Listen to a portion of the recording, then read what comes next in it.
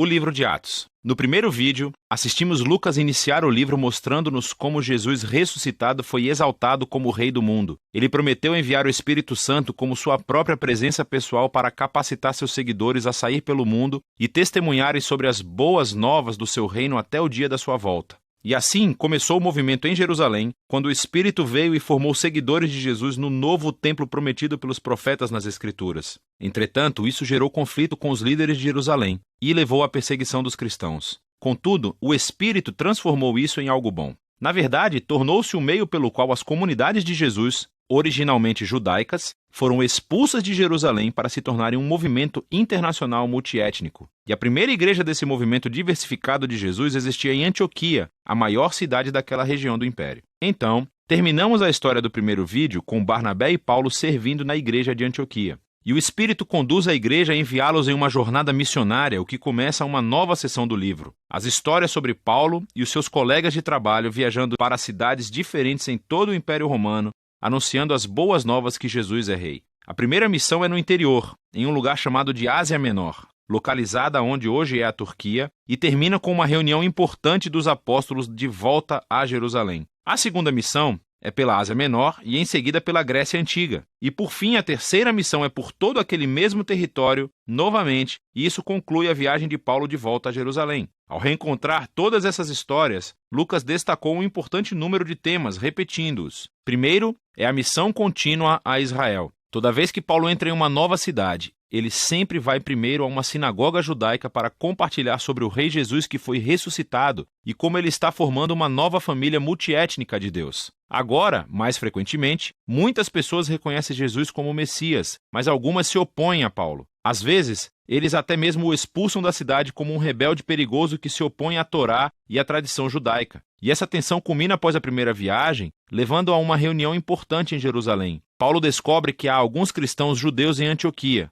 e eles alegam que, a menos que as pessoas não judias se convertam ao judaísmo através da prática da circuncisão, do Shabat e da obediência às leis de alimento kosher, eles não poderão tornar-se parte da família de Jesus. Mas Paulo e Barnabé discordam radicalmente. Então eles levam o debate a uma reunião da liderança em Jerusalém. E nessa reunião, Pedro, Paulo e Tiago, o irmão de Jesus, demonstram a partir das Escrituras e das suas experiências que o plano de Deus sempre inclui as nações como parte da sua nova aliança. Então, eles escrevem uma carta exigindo que não-judeus cristãos parem de participar de sacrifícios do templo pagão. Mas eles não os obrigam a adotar uma identidade étnica judaica ou a obedecer às leis da Torá. Essa decisão foi inovadora para a história do movimento de Jesus. Jesus é o Messias judeu, mas ele também é o Rei ressuscitado de todas as nações. Assim, a filiação de alguém ao seu povo não se baseia em identidade étnica ou obediência às leis da Torá. É simplesmente baseada na fé em Jesus e em seguir os seus ensinos. E essa é a realidade multiétnica do movimento de Jesus que nos leva ao próximo tema, o qual Lucas quer que vejamos nas viagens missionárias. Ou seja,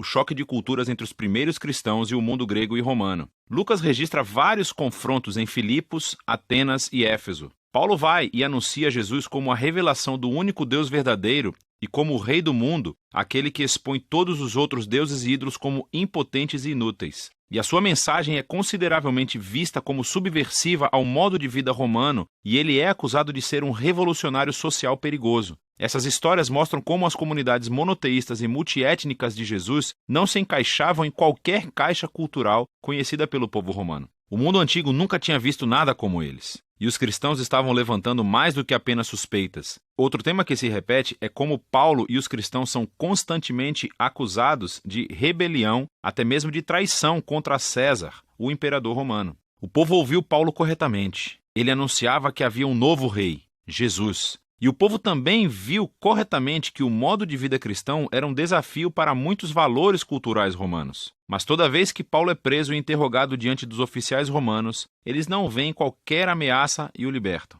Essas histórias nos mostram o paradoxo que a igreja primitiva apresenta ao mundo. Era um movimento messiânico judaico, mas era etnicamente diverso, cheia de comunidades que tratavam homens e mulheres, ricos e pobres, escravos e livres, todos como iguais. E todos eles eram fiéis somente ao Rei Jesus e a nenhum outro rei ou Deus. E assim, a sua própria existência vira os principais valores da cultura romana de cabeça para baixo. Entretanto, Os cristãos não representavam nenhuma ameaça militar, pois Jesus os ensinou a ser pessoas de paz. Então, o único crime do qual Paulo e os cristãos podem ser acusados é o de não se conformarem com o status quo. A seção final do livro retorna o foco para o testemunho de Paulo que está se espalhando de Jerusalém até Roma. A sua jornada missionária final termina em Jerusalém, onde ele é precedido pela sua reputação controversa. Ele é atacado pelo povo judeu que pensa que ele traiu a Israel, o que atrai a atenção dos soldados romanos que consideram Paulo um terrorista do Egito, dando início a uma rebelião. E então ele é preso. A partir daqui, Paulo é posto em julgamento. Primeiro, diante dos líderes judeus do Sinédrio em Jerusalém. Em seguida, diante de uma série de líderes romanos em Cesareia. Há o governador Félix, que passa Paulo para o próximo governador Festo, que eventualmente traz Paulo diante do rei Agripa. Ele acaba por ficar na prisão durante muitos anos, embora em cada julgamento as acusações feitas contra ele nunca serem convincentes. Porque tudo o que ele está fazendo é anunciar que a sua esperança na ressurreição se cumpriu no rei Jesus. E isso dificilmente é um crime. Mas, nesse ponto, a máquina legal romana não pode simplesmente ignorá-lo e assim, Paulo acaba pedindo recurso para o tribunal mais importante de Roma. Agora, seria fácil pensar que todo esse tempo de prisão estava sendo um contratempo para Paulo, porque a sua vontade era de estar na estrada, iniciando novas comunidades de Jesus. Mas o Espírito orquestra tudo nesse livro. E assim, o aprisionamento deu tempo para que Paulo escrevesse as suas cartas apostólicas mais importantes. Elas tornam-se o caminho pelo qual seu legado missionário continua muito tempo depois da sua morte. Por fim, Paulo foi transferido como prisioneiro para Roma. E depois de uma viagem assustadora pelo Mediterrâneo, onde ele quase morreu, Paulo acaba em prisão domiciliar em Roma, aguardando seu julgamento. E assim, ele tem a possibilidade de organizar em uma bela casa reuniões regulares para judeus e gentios. E as palavras finais do livro são como Paulo anuncia o reino de Deus e ousadamente ensina tudo sobre o Senhor Jesus, o Messias, sem qualquer impedimento, e tudo isso acontecendo em Roma, debaixo do nariz de César. O trabalho unificado dos Atos de Lucas é muito mais do que a introdução à história de Jesus e da igreja primitiva. Ele mostra como o reino de Deus existiu na terra como no céu através da vida, morte e ressurreição de Jesus. Através da vinda do seu Espírito para capacitar a igreja e dar testemunho desde Jerusalém até os confins da terra.